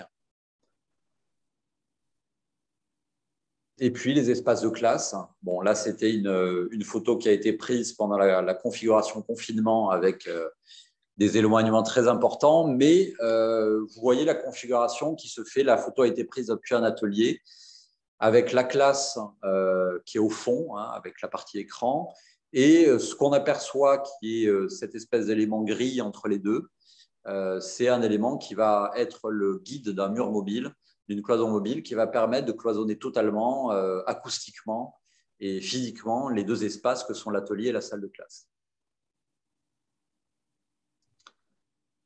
Voilà une autre vision. Donc, on retrouve ces éléments de plafond bois, beaucoup de plafonds qui sont laissés bruts de béton, des sols qui rappellent des sols PVC, qui rappellent aussi la texture béton, les menuiseries qui sont laissées en bois. Et puis, un élément dans lequel, là, on retrouve, comme je vous le disais, ce lien visuel fort entre les différents espaces. On est à l'arrivée du deuxième niveau de classe, des 11 classes. La vision sur l'administration, la circulation du deuxième niveau, qui est une circulation avec une grande hauteur qui nous permettait de faire entrer la lumière du sud par les fenêtres que vous voyez en haut. Ces éléments de bois qui sont encore une fois très importants, qui abritent tout ce qui est éléments de ventilation, d'innervation dans le bâtiment. Et puis, ça, c'est une photo qui est très récente, qui a été prise la semaine dernière, puisque c'est un lieu qui vit maintenant. C'est un lieu dans lequel les usagers ont pris possession. Comme je vous le disais, la sobriété du lieu permet aussi aux usagers d'écrire leur histoire dans cette école, avec un jardin potager qui est un espace entre ce qu'on aperçoit à droite, qui est le parking enseignant abrité par cette tôle perforée. À gauche, on est donc au deuxième niveau, on a les salles de classe et une fresque qui a été réalisée sur ces voiles en béton. Un élément, moi je trouve, qui est assez extraordinaire, puisque voilà, il y a une prise de possession, une compréhension totale de l'espace qui a été faite par l'artiste qui a réalisé cette fresque, dans laquelle on a une confusion entre les murs, les plafonds, ce monomatériau qu'est le béton dans le projet se retrouve comme un élément vraiment fondamental. Et puis là aussi, des cadrages. On a des éléments qui semblent léviter, qui semblent flotter. C'est un peu la même démarche aussi que ce que disait Clément tout à l'heure. C'est effectivement, on a un volume qui est lourd et qui semble flotter. C'est une phrase que disait un architecte qui s'appelait Jacques Ripaud, puisqu'il est décédé il y a quelques années, qui avait un travail sur le bâtiment sur pilotis et qui disait comment rendre léger ce qui est lourd. C'est un peu la magie de nos métiers, c'est arriver à avoir un petit côté magicien, effectivement, sur ces bâtiments. Voilà, donc une photo un peu plus précise de ces éléments-là. Voilà, donc juste pour finir sur un point, comme je vous le disais, l'élément aussi qui a guidé le projet, c'est un élément de concertation, alors qui a été fait avec, bien entendu, des intervenants extérieurs, qui étaient Adré, surtout Wigwam, qui a mené cette concertation. Et puis, une actrice qui a été fondamentale de ce projet, qui est Christelle Brudieu, qui était la chargée de projet de la ville de Nîmes, qui a suivi le projet depuis la rédaction du programme jusqu'à la livraison du bâtiment, qui a accompagné tout ce projet avec un investissement et une passion assez étonnante hein, et puis beaucoup de talent pour arriver justement à fédérer tout le monde. Parce que, comme je vous le disais, la difficulté d'un programme comme ça, dans lequel rentre une concertation, c'est que, bien entendu, même si les usagers, même si tous les gens qui participent à ces réunions de concertation ont leur mot à dire pendant la désignation du lauréat, malgré tout, il y a des éléments à reprendre. Alors, c'est à la fois un peu déstabilisant pour nous en tant qu'architectes, parce qu'on y est peu confrontés, mais par contre, on est souvent confronté à des éléments qui sont un peu de frustration à la livraison du bâtiment, parce qu'on a des usagers qui arrivent et qui vont, malgré un travail collectif, hein, puisque encore une fois, ce n'est pas le travail d'un architecte. Vous voyez là, c'est le travail d'une équipe de maîtrise d'œuvre, c'est le travail d'une maîtrise d'ouvrage, c'est le travail d'une assistance à maîtrise d'ouvrage et c'est le travail d'entreprise qui vont sur des petits détails focaliser et vous donner un petit peu leur mécontentement. L'aménagement d'un local, la position d'une pièce dans un programme qui va en compter une centaine ou plus. Et finalement, c'est ce qui aura été aussi très intéressant, c'est que c'est un projet qui aura été porté à la fois par les usagers, les enseignants. Et bien entendu, c'est un bâtiment qui est un prototype, donc on livre toujours avec des imperfections, avec des choses à parfaire. Mais c'est un bâtiment qui, je pense, a suscité une certaine adhésion à sa livraison. C'est-à-dire qu'on n'a eu aucune critique de ce type-là, si vous voulez, sur le fonctionnement et sur ces éléments-là. Voilà, j'ai essayé, je pense avoir respecté mon temps à peu près. J'ai peut-être un petit peu débordé. Merci pour votre écoute. Et si vous avez des questions. Oui, j'ai des questions. Oui. Bonjour, Monsieur Deveau, c'est Pascal Bonnet. Ouais. Moi, ma question, c'était quand vous êtes sur plusieurs niveaux, au Ouais. niveau de normes handicapées, est-ce que ça a été géré ou pas du tout? Oui. Les normes handicapées ont été gérées parce que, de toute façon, c'est une obligation, on n'a pas le choix. Hein. C'est un élément, on est obligé de jouer avec. Et en fait, cet atrium est vraiment le nœud du projet. C'est-à-dire que, je vais essayer on ne le voit pas trop sur cette photo, mais juste à droite de cette partie-là, on a des ascenseurs qui vont permettre de faire la liaison entre les niveaux d'entrée. En fait, on rentre au deuxième niveau et on peut aller au 3, enfin, on rentre au 0, on peut aller au +1 ou au -1. Et on a des ascenseurs, on a 2 ascenseurs qui desservent l'ensemble du projet, qui permettent de desservir totalement pour les personnes à mobilité réduite ces éléments-là. Donc, on a effectivement, ça a été un élément qui était fondamental dans ce projet, qui a été, je pense, une des plus grandes complexités pour nous au niveau du concours. C'était comment arriver à répondre, à offrir des surfaces de plein pied avec un élément qui vient se poser sur une pente. C'est-à-dire qu'on a des plans qui doivent représenter à peu près 1500-2000 mètres carrés de plancher entre les classes, les circulations, le hall et puis la cour. Comment on va arriver à développer quelque chose qui soit le plus équilibré possible par rapport à cet élément sur une pente, et aussi comment arriver à ce que le projet ne soit pas plus trop imposant. C'est un élément qui pour nous était fondamental. Quand je dis trop imposant, depuis sa vision pour l'entrée. Hein. Là, c'est un projet qui manifeste son équipement et sa monumentalité en partie basse de la rue, mais qui, au niveau de l'entrée, se révèle comme un élément beaucoup plus modeste. Ma dernière question, c'était, vous avez laissé libre cours à l'imagination des enfants pour, on va dire, les fresques côté intérieur. Est-ce que vous avez prévu aussi du côté extérieur? Alors, il y a des éléments, si vous voulez, c'est justement la discussion que j'ai eue avec Mme Brudeux, donc la chargée de projet la semaine dernière, c'est que ça les démange d'aller plus loin sur la réalisation de cette fresque. Et si vous voulez, ils sont toujours un peu frustrés, enfin un peu inquiets de la réaction de l'architecte. Voilà. Est-ce que l'architecte va accepter qu'il y ait des éléments comme ça? Et je vous dis, moi, j'ai trouvé qu'il y avait une telle réussite dans cet élément-là. Voilà, c'est aux usagers aussi, bien sûr, en s'inscrivant dans un projet, mais c'est aux usagers aussi de prendre possession de ces éléments-là. D'accord. Merci beaucoup, Monsieur Deveau. Merci. D'autres questions peut-être? Ou alors vraiment la présentation bluffante? Oui. Que j'ai posé aussi pour le projet précédent. Comme on est à Nîmes et que la gestion de l'eau est quelque chose de périlleux, on l'a vu dernièrement, est-ce que vous avez une logique de récupération d'eau ou une gestion spécifique des eaux, qu'elles ce soit des eaux de pluie ou des eaux usées? Alors, sur les eaux pluviales, on est dans un point où, là je vais parler de 2 aspects, hein, l'aspect imperméabilisation du site et puis l'aspect sécurité du site. On est sur un point haut, donc la sécurité du site était garantie puisque on est vraiment très très haut par rapport au reste de la ville de Nîmes. Donc il n'y avait pas de questions qui se posaient particulièrement par rapport à la sécurité. Par rapport à l'imperméabilisation et par rapport à ces éléments-là, c'est un bâtiment qui se situe, alors je vais voir si on retrouve des photos, des vues aériennes peut-être. ici. Voilà, le projet se situe sur cet espace.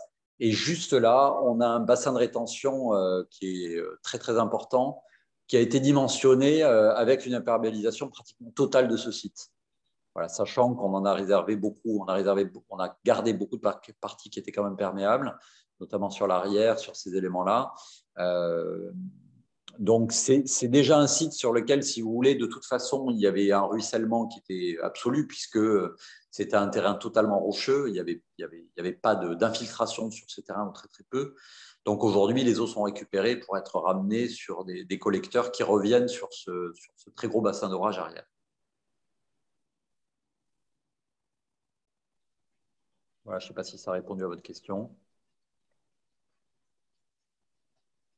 Quand vous dites que la bibliothèque est accessible, c'est-à-dire que les personnes du quartier peuvent y accéder? C'est que pour l'école? Ah non, non, non. Aujourd'hui, la bibliothèque est essentiellement tournée vers le quartier. Elle est accessible pour l'école. Elle peut fonctionner avec l'école. Comme on peut avoir ce qu'on appelle souvent dans ces programmes scolaires des BCD, des bibliothèques, centres de documentation, qui sont réservés à une école et qui ne sont pas ouverts sur le quartier. Là, c'est un équipement qui sert essentiellement au quartier et qui peut, bien entendu, servir aussi à l'école. Et est-ce que le complexe sportif aussi? Est-ce que vous avez appelé City? Le complexe sportif, le City Stade est totalement ouvert sur le quartier. C'est-à-dire que le City Stade, on le voit peut-être un peu mieux sur ces photos-là, sur cette photo-là. Voilà, ça c'est le parvis de l'école, donc on n'a aucune fermeture entre le parvis et la rue, hein, tout ça est ouvert. L'entrée dans l'école se situe sur le point où la main de la souris s'agite. Et puis, on a une entrée dans le City Stade où, en fait, la clôture est un système de pare-ballon essentiellement. Hein, ce n'est pas un système de fermeture. Donc, c'est aujourd'hui un lieu qui vit. Voilà, ça a été aussi la raison de son implantation sur cet élément-là, pour que ce ne soit pas un programme qui soit implanté de façon reculée dans le bâtiment, mais qui soit avec une visibilité totale sur la rue. N'oublions pas qu'on est dans le Mas de Meung et qu'il y a une vie nocturne qui peut être assez riche dans cet espace-là. Donc, c'était offrir aussi le moins possible d'espace de recoins et d'espaces dans lesquels les gens pouvaient se cacher. Par contre, ceux qui viennent à la bibliothèque, ils doivent passer par l'école, parce que je vois l'escalier qui est au fond. Ils passent par l'atrium. L'atrium se retrouve avant l'espace de l'école, hein. C'est-à-dire qu'on a une vraie étanchéité entre ce hall d'entrée, dans lequel on va avoir une première porte fermée qui donne accès aux 4 classes. Et on a une deuxième porte fermée qui permet l'accès à un escalier qui dessert et un ascenseur qui dessert tout cet espace-là. Donc, on a vraiment un hall d'entrée dans lequel on a des étanchéités de programme. C'est-à-dire que le matin, les portes elles peuvent être ouvertes, mais dans la journée, elles sont badgées, elles sont fermées. D'accord. Mais le hall d'entrée n'est pas le lieu de déambulation qui permet d'aller aussi aux autres éléments du programme. C'est-à-dire que les enfants peuvent, par exemple, pour aller… la restauration se retrouve ici. Les enfants ont des escaliers, des passerelles qui leur permettent de descendre dans cet élément-là de manière totalement indépendante sans avoir à repasser par le hall d'entrée commun. Il y a également en contrebas, en face à la médiathèque, un joli petit jardin. Donc, je ne sais pas si vous en avez parlé, mais j'invite chacun à découvrir en rentrant par le Mas de Meung, effectivement, ces réalisations. Et là, effectivement, de voir un peu ce bâtiment vertigineux. Et lorsque moi, j'étais allée il y a 15 jours un dimanche, effectivement, des jeunes jouaient dans le City Stade qui est accolé au bâtiment. Et également, on a vu que dans le cadre de cette phase de concertation, il y a ce petit jardin en contrebas, un petit jardin assez intime en même temps. Et avec les photos je suppose, des épisodes de concertation, des événements qui s'y jouent dans ce petit jardin également. Voilà, c'est vraiment quelque chose de… Bonsoir, je suis Sophie Becquet, je suis conseillère municipale dans la ville de Générac. Je me posais la question de pourquoi vous avez abandonné les plantations qui étaient prévues sur les toits de chaque niveau. Est-ce qu'il y a une raison technique ? Non, il n'y avait pas de raison technique. On a réalisé des éléments comme ça. Alors, il y a une vision un peu d'artiste hein, sur cet élément-là, c'est-à-dire que ça n'allait pas être des pins. On l'a réalisé sur un projet qu'on a livré au moment où on démarrait les études sur celui-ci. qui a un projet sur la Zac-Ovalie à Montpellier, juste à côté du stade de rugby qui a été réalisé par A+, justement. Et en fait, on s'est rendu compte que l'entretien de ces éléments-là devenait très compliqué. C'est-à-dire qu'on avait pourtant des éléments qui étaient avec des toitures. Les toitures sont dimensionnées pour. On avait prévu des bacs, des sortes de grands bacs à fleurs qui faisaient environ 7 à 8 tonnes. Donc, tout était prévu pour. Mais en discussion avec le paysagiste aussi, fort de cette expérience montpelliéraine où on a des arbres qui restent des arbustes, qui ne rapportent pas énormément d'éléments, ça nous a semblé être un élément qui finalement n'avait pas un intérêt aussi important. L'idée, c'était aussi sur ces éléments-là de pouvoir, et ça c'est un élément qui est toujours en réflexion avec la ville de Nîmes, d'apporter des ombrières sur cette partie-là. Ouais, alors, voilà, on a ce grand volume qui est aujourd'hui qui permet d'avoir une partie de préau extrêmement abritée. On a donc une ombre qui est relativement large. Depuis ces photos-là, il y a des plantations qui ont été faites sous la forme de bacs à fleurs sur le long du garde-corps. Mais si vous voulez, on n'arrive pas à développer, et c'est toute la question de ces cours. Alors là, sur sur ce projet du pôle éducatif, c'était une question. On est en train de le tester sur un autre projet qu'on réalise sur Blagnac, c'est ce qu'on a fait sur cette école à Montpellier. La question de ces cours superposés, où aujourd'hui, on a certains sites qui nous offrent, soit pour des questions de topographie, soit pour des questions d'adaptation au site ou d'exiguïté de site, la question de la cour qui vient au-dessus d'espace de l'école, et dans laquelle c'est relativement compliqué, c'est extrêmement compliqué de planter. Donc, ce qu'on est en train de tester sur le projet Blagnac, c'est d'avoir plutôt, si vous voulez, des sortes de jardinières qui descendent d'un niveau sur l'autre. C'est-à-dire qu'on arrive à trouver de la pleine terre. C'est comme si on avait fait un trou dans cette cour, si vous voulez, qu'on était descendu jusqu'en bas. Mais ça impose aussi d'avoir un espace de 3 mètres par 3 ou 4 mètres par 4 qui devient inoccupé dans le niveau du dessous.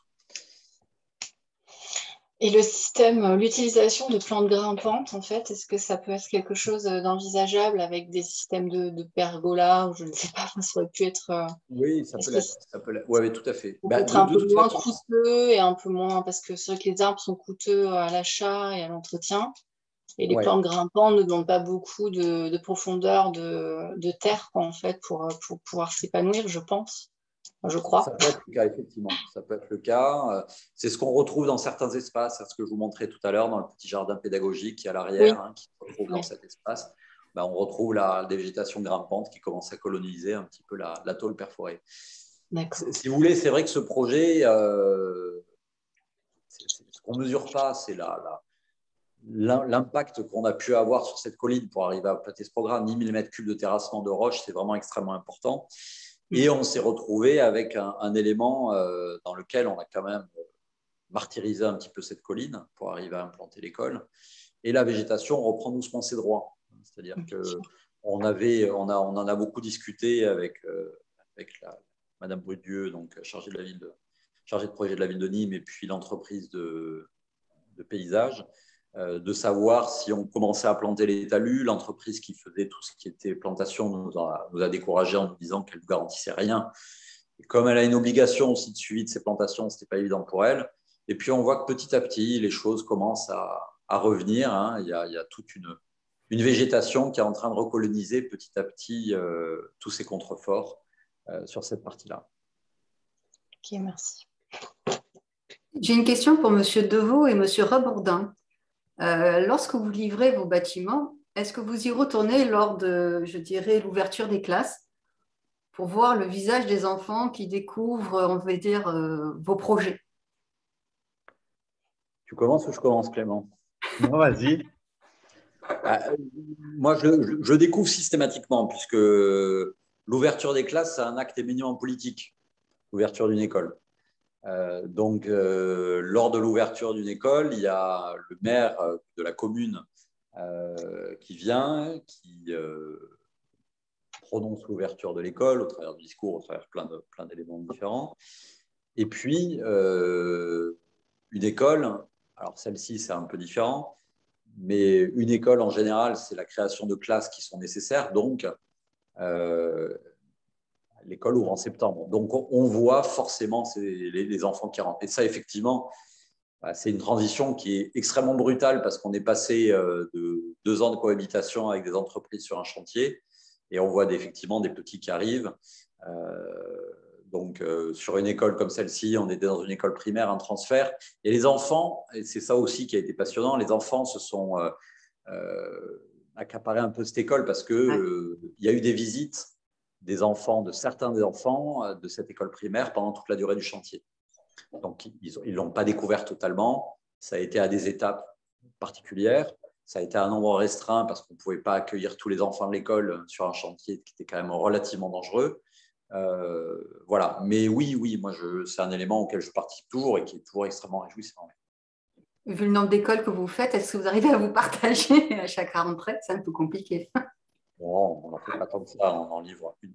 Si on en a une tous les 2 ans, c'est le maximum. D'accord. Pareil. Monsieur Rabourdin? Oui. Alors, si vous me permettez, je vais répondre pour Clément parce que…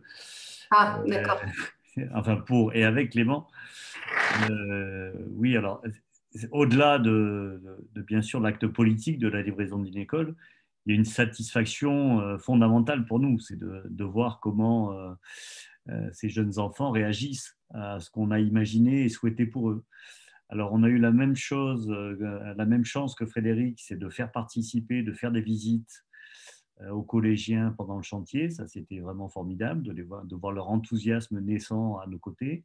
Et puis, il y a eu une expérience pédagogique où les collégiens ont travaillé sur les plans du collège et ont réfléchi à tout ce qui était les sujets environnementaux. On a des capteurs. Et puis, en plus, encore au-delà de ça, le département avait installé une maîtrise d'usage qui nous a, donc on devait suivre pendant 2 ans à la fois les caractères thermiques, acoustiques, etc., de confort de ce collège. Et donc pendant 2 ans, on a suivi l'évolution et la prise en main en fait par les collégiens et par les professeurs de notre établissement. Mais avant tout, c'est vraiment une énorme satisfaction de voir si on a réussi le pari qu'on avait imaginé. Après, c'est vrai que ça reste un moment un peu à double tranchant, puisqu'il y a toujours, comme disait Frédéric, des petites choses qui ne sont pas tout à fait comme, je ne sais pas, une personne aurait imaginé. Enfin, souvent sur ces projets, enfin, on entend souvent l'anecdote de l'architecte, il n'a pas pensé à la hauteur de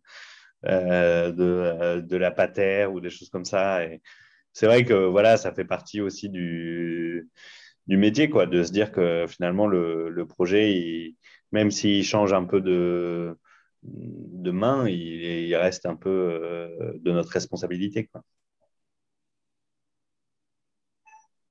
C'est vrai que lorsqu'on voit des réalisations de cette envergure-là, on se dit que le chantier, c'est quand même un moment important. Et c'est vrai que c'est un moment important pour la population, c'est un entre-deux, on fait un peu le deuil de ce qu'il y avait, on ne sait pas encore ce qu'on va découvrir. Et ce que vous dites tous les deux, c'est qu'il y a eu quand même il y a eu la conception d'un cadre un peu temporaire qui a été un peu réalisé avec une communication adaptée, une signalétique particulière ou pas vraiment, pour que les gens s'approprient davantage et là, et au milieu de tout ça, essayer un peu de circuler ou pas du tout. Ah oui, non, je crois qu'il y a un travail politique très, très près du terrain. Et donc, on est sur un quartier sensible. Donc, il y avait une volonté politique au département, et j'en suis persuadé, c'était la même chose au niveau de la ville de Nîmes, pour faire adhérer la population à ces projets-là. C'est-à-dire que de tels projets ne peuvent plus être parachutés et imposés, entre guillemets, aux populations résidentes. Il y a vraiment quand même, on doit l'avouer, un vrai respect. Et puis la qualité des projets qu'on voit émerger, pas seulement les nôtres, hein, mais dans l'ensemble des collèges, des écoles, il y a quand même une qualité architecturale et programmatique qui est très intéressante aujourd'hui. Donc, il y a un travail, il y a de plus en plus d'assistants aux maîtrises d'ouvrage, aux maîtrises d'usage. C'est-à-dire qu'il y a des métiers périphériques. Je crois que tous les intervenants l'ont dit, hein, c'est un travail d'équipe et c'est un travail qu'on réussit grâce aux équipes, mais à la fois aux équipes politiques, quoi, qui nous accompagnent et qui pilotent en amont ces projets. Et ça, c'est réjouissant parce que ça permet effectivement une appropriation du projet au fur et à mesure de sa construction. C'est très, enfin, je trouve ça très important. Ça devrait être oui, enfin, ainsi pour tous les projets, même les plus petits, quoi. Bien. Est-ce que d'autres questions sont encore de mise? On est là. J'ai une dernière question sur l'étude sociologique dont vous avez parlé. Ça a pris combien de temps, cette étude sociologique, et comment ça s'est déroulé? Ça s'est déroulé en porte-à-porte avec des conférences, des soirées d'information. Enfin, c'était quoi le principe? Alors, le travail des sociologues, ce que j'en ai compris, hein, parce que moi je suis arrivé, il se terminait. Ça a été un travail qui était plus un moment sur l'école de demain et la réussite dans des quartiers comme ça. Donc ça a fait l'objet, c'était des Geneviève Zoya et j'écorcherai le nom de la deuxième personne, son enseignant, je crois chercheur CNRS, enseignant la sociologue à la faculté de médecine de Montpellier. On fait vraiment tout ce travail moi je suis arrivé à la toute fin, si vous voulez, c'est-à-dire qu'il y a eu tout un travail qui a été mené avec les enfants, avec les enseignants, avec la population, mais qui était plus, si vous voulez, un élément qui a permis aussi d'alimenter le programme de l'école. C'est-à-dire qu'ils se sont relativement effacés, eux, dès qu'on est arrivé après le choix du lauréat sur le concours. Voilà, on était plutôt le point d'orgue, si vous voulez, de leur conclusion. Alors, je sais que ça a donné lieu à un film qui a été fait. Je ne sais pas où ils en sont de la finalisation de ce film, mais c'était plus, si vous voulez, dans cet esprit-là.